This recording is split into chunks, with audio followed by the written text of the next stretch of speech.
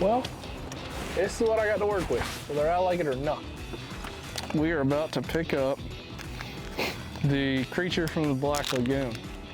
The wackiest worm, whatever you want to call it. But primarily, I'm referring to the urchin, the big tentacled squid-like individual. Tell you what, it's been responsible for a lot of bass catching as of late, and I am not exempt from that. It's definitely played a role for me so far this year. I don't think it's going anywhere anytime soon. It's an above average profile for soft plastic bait. It's got a lot of resistance, so it you know, almost suspends. It sinks very slowly. And you fish it somewhat aggressively. I mean, not aggressive as in, you know, not at a high pace, but you fish it in a pretty snappy manner. So I'll punch these weights out here, show you what I got going on. But right here, I've got my bait, and I've got 2 nail weights shoved up in it. I've got a 32nd right here, a 16th, and that seems to be about-ish the weight that I like to use. I'm gonna be fishing around some laydowns, some wood, so I'm not gonna throw it with a treble, I'm not gonna throw it with a stinger hook, I'm just gonna throw it with the 1 hook.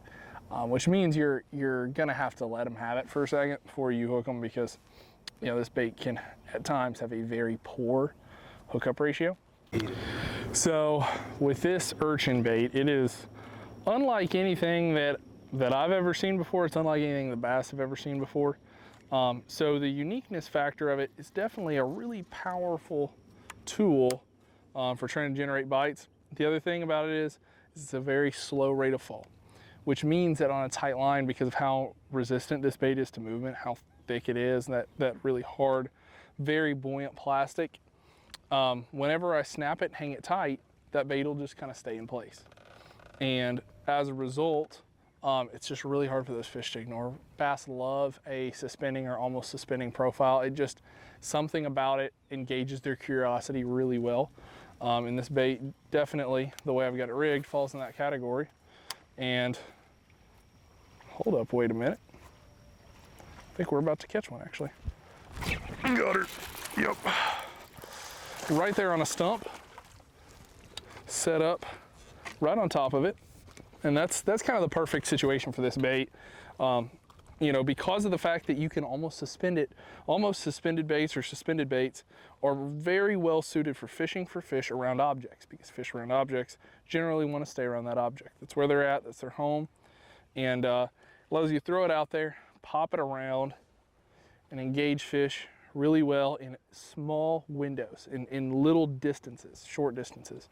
And that one made no bones about it, bit absolutely immediately, and we got her on a big old Coike, and that's only 1.5 pounds for, I mean, that's not even a big fish, but man, it sure is fun, and it's really cool getting to learn about it, because it's unlike anything I've ever done before.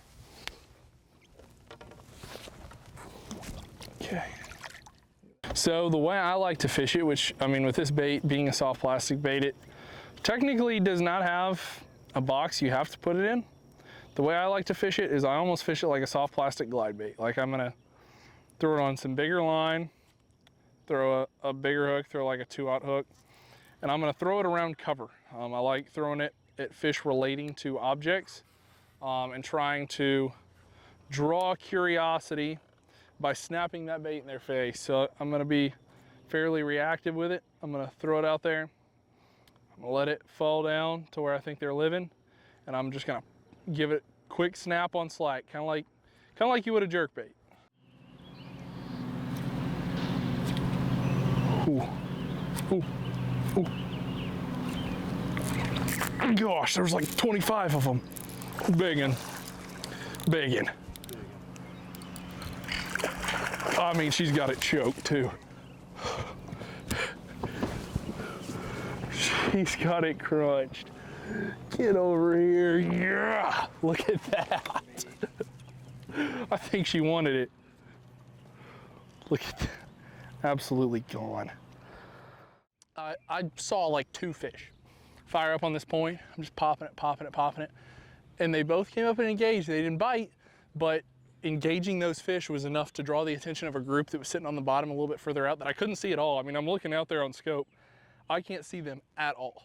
And an entire group of like 20 of them just slides up from the bottom, gets all over it, and that big one choked it. The thing about fishing for groups of fish is a lot of times, the one thing I don't love about fishing for smart ones is you generally have to throw something like this, and with that urchin, you're pulling them up. You're not bringing them down, you're pulling them up. And so what happens is when you hook one, a lot of times that whole group is already up off the bottom when you hook it. They're already engaged with that fish. And now they're not that concerned about the bottom anymore. So what happens is you displace them, you break them up, and they kind of spread out. So when I catch one, I like to give it a second, let it all settle down, let them get back grouped up, because it's all about creating that competition. And when you're pulling them up, you definitely can't create that competition without letting them get back on what they're trying to get on. So we've given them a second. And I would think if they're back where they were, I should be able to make a cast and get a bite here.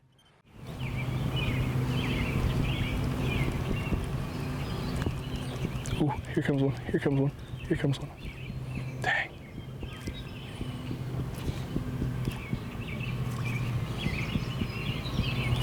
Dang.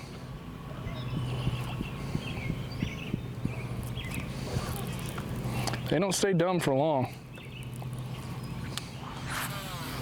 You get about 1 cast of stupidity and that's it. So with fish that are on the bottom in a place with pretty much no current, where it's hard to keep them in one place, most of the time I'm gonna try to find the best possible way to catch them down, to catch them bringing them down, if I can. If I can't, you know, let's say I have to catch them the way that I'm doing right now, throwing this urchin, I'm gonna fish for this group while they're set up right and while they're dumb. I'm gonna try to catch one, and if they're still red hot, I'll try to catch another one, but as soon as I make a cast that gets them engaged that doesn't generate a bite, I'm done. I'm gonna back off, I'm gonna let those fish set back up. I'm not gonna continue to just sit there and beat on them, because all you're gonna do is educate them, and really the issue is you're building a super strong association between your bait and this big floating object. I mean, it's kind of like training your dog at how, you know, what to do to get a treat. You tell them to sit, you give them a treat, you tell them to sit, you give them a treat. If you only do that once, they might make the association, they might not. And it's kind of the inverse side of that with bass, is you are using a negative consequence to that action by hooking them or engaging them with this ginormous floating vessel. So we're trying to keep from making too strong of an association between this bait and the presence of my boat and the fact that I'm fishing for them. Got that one.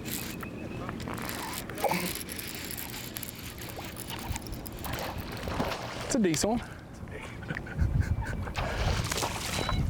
They just wanted to stay down there, and sometimes that's the thing, is like with fish that relate to the bottom, is you got to keep them where they live.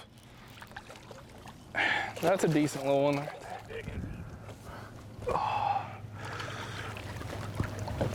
Oh, look at that. Oh, yes.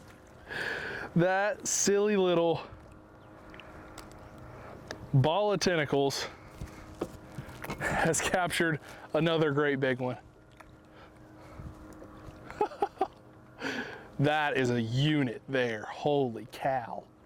I've learned that out here on little Midwest Reservoir that they are not exempt from the Coike craze.